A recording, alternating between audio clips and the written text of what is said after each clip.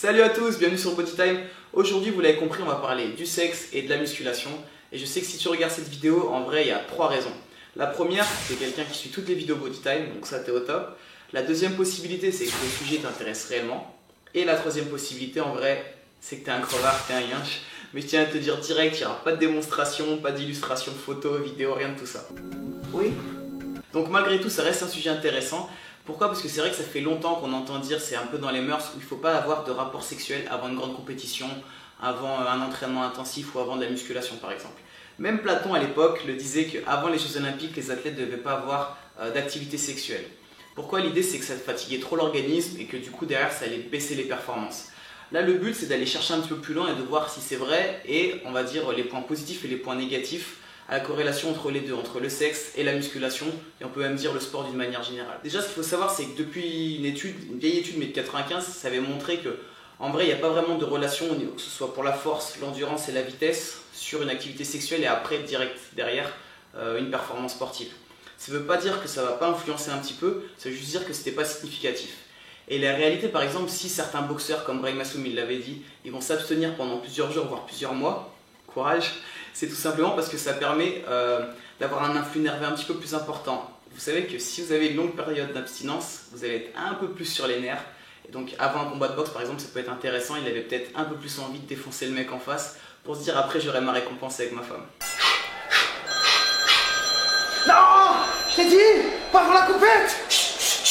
Donc voilà, avoir un rapport sexuel la veille d'une compétition importante ou d'un entraînement, ça n'aura pas une influence significative, sauf si bien sûr vous êtes un ouf et que vous faites ça toute la nuit parce que vous n'allez pas dormir et donc générer de la fatigue. Après ça peut même être bénéfique parce que quand on fait l'amour, on va se libérer un peu plus d'endorphine, d'ocytocine, des hormones qui fait qu'on se sent bien. Les mecs, vous pouvez témoigner, c'est que derrière nous direct on a envie de dormir et du coup ça va pouvoir être un peu plus récupérateur, avoir une bonne nuit de sommeil donc plus récupérateur. Juste avant un entraînement, vous l'avez compris, ça peut être un peu négatif parce que justement vous allez un peu avoir envie de dormir et en plus ça fatigue. Sauf bien sûr pour les mecs qui sont vraiment sprinters, mais sinon voilà, ça reste une activité un peu physique et donc ça fatigue. Donc le mieux c'est au minimum laisser 3-4 heures après, avant d'aller à la salle, histoire quand même de bien pouvoir récupérer. Vous avez les hormones qui tout de suite après chutent, donc c'est-à-dire la testostérone qui va chuter un petit peu, donc il faut laisser le temps encore de revenir à la normale, mais normalement 3-4 heures après il n'y a pas de souci. Et le mieux, je vous conseillerais carrément, c'est de faire ça après l'entraînement.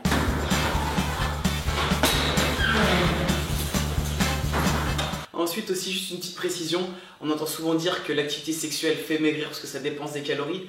Alors c'est vrai oui et non, bien sûr ça va dépendre déjà si vous êtes sprinter ou marathonien, si vous êtes un peu acrobate ou pas, mais en gros, même si vous êtes sportif, que vous faites 1 heure d'activité intense, vous allez brûler à peu près 300 calories, donc c'est pas la folie, c'est pas parce que vous avez fait l'amour pendant 1 heure que derrière vous pouvez aller bouffer de la merde et manger sale. Et maintenant je veux aussi qu'on voit l'influence de l'activité sexuelle sur la musculation, sur la croissance musculaire et tout, et l'inverse. Est-ce que la musculation va développer votre libido?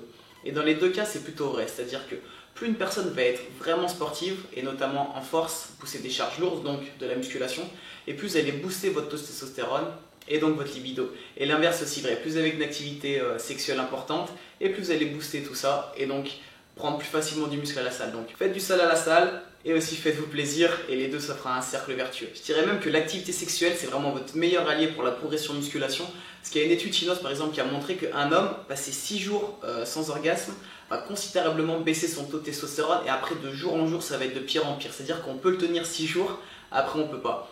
Et en plus, vous savez que si on est abstinent trop longtemps, voilà, c'est physique, mais on va être de plus en plus nerveux, on va sécréter de plus en plus de cortisol. Le cortisol, c'est l'hormone qui va faire qu'on va stocker un peu plus de gras, que ça va détruire un petit peu du muscle. Donc vraiment, c'est super important d'avoir une activité sexuelle. Après, il ne précise pas que ce soit en couple ou solo chez vous. Et maintenant, on va voir ensemble donc, comment réussir à avoir un rapport sexuel chaque semaine. Non, bien sûr, je plaisante, ça, vous vous démerdez, c'est votre problème. Mais en gros, ce qu'il faut retenir de cette vidéo, c'est que avoir un rapport sexuel la veille d'une compétition ne sera pas forcément néfaste, sauf si vous êtes vraiment un ouf et que vous faites ça toute la nuit. Mais sinon, ça peut même être bénéfique. Après, c'est à vous de juger. Comme je vous l'ai dit, Brahim Assoum, lui, disait qu'il préférait s'abstenir quelques temps. Il se sentait plus puissant sur le ring, plus nerveux. Voilà, c'est à vous de voir les effets sur vous. Faire l'amour juste avant l'entraînement de musculation, c'est pas bon. Attendez au moins 3-4 heures, sinon vous êtes un peu trop endormi, vous aurez moins la niaque à la salle. Juste après, c'est le top du top, vous avez eu le pic de testostérone, derrière vous allez pouvoir vous relaxer, booster au max l'ocytocine, donc vous allez être vraiment détendu. Et puis vous savez que c'est bon pour le moral, donc allez-y, faites-vous plaisir. Et dernière petite chose aussi, vous savez que la libido c'est un indicateur d'état de forme. C'est-à-dire que si vraiment vous avez une grosse baisse de libido, c'est peut-être que vous êtes un petit peu en surentraînement, et là dans ce cas-là, pensez à récupérer un petit peu et à alléger un petit peu vos entraînements, à peut-être mieux manger et mieux dormir. Et voilà, en tout cas j'espère que cette vidéo elle vous a plu, mettez dans les commentaires ce que vous en pensez. Je vous dis à très vite et surtout d'ici là, gardez la pêche et faites-vous plaisir. Abonne-toi à notre chaîne. Et pour la deuxième chaîne, clique ici si tu veux t'abonner à la deuxième chaîne.